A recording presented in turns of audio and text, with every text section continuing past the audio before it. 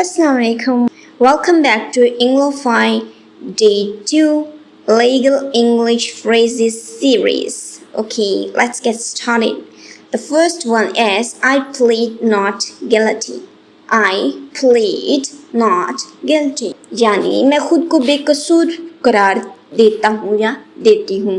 ये sentence court में use होता है जब किसी पर इल्ज़ाम लगाया जाए और वो कहे कि उसने जुर्म नहीं किया. इसका मतलब है कि वो अपनी बेगुनाही का दावा कर रहा है और चाहता है कि केस की प्रॉपर हेयरिंग हो. For example, I plead not guilty to all the charges. यानी मैं तमाम इल्ज़ामात से खुद को बेगुनाह करार देता हूँ या देती हूँ. I plead not guilty to all the charges. मैं तमाम इल्ज़ामात से खुद को बेगुनाह करार देता हूँ या देती हूँ. नेक्स्ट है जी हमारे पास the witness is telling the truth.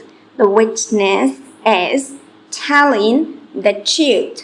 Telling, telling नहीं टेलिंग, मतलब जी जो है वो साइलेंट कर देंगे. The witness is telling the truth. गवाह सच बोल रहा है. The witness is telling the truth. गवाह सच बोल रहा है. विटनेस उस शख्स को कहते हैं जिसने वाकया देखा हो या जिसके पास केस के मुताबिक मालूमात हों. कोर्ट विटनेस की गवाही को बहुत अहमियत देती है. For example, the witness is telling the truth in court. The witness is telling the truth in court. यानी गवाह अदालत में सच बोल रहा है. नंबर 3 है हमारे पास please state your full name. State your full name. Please state your full name. बराए करम अपना पूरा नाम बताएं. Please state your full name. ये सेंटेंस कोर्ट, पुलिस स्टेशन या किसी लीगल ऑफिस में यूज़ होता है जब किसी की पहचान कंफर्म करनी हो. For example, please state your full name for the record. Please state your full name for the record. यानी रिकॉर्ड के लिए मेहरबानी करके अपना पूरा नाम बताइए. नेक्स्ट है जी हमारे पास the contract is legally binding. The contract is legally binding. ये मुआहिदा कानूनी तौर पर पाबंद है.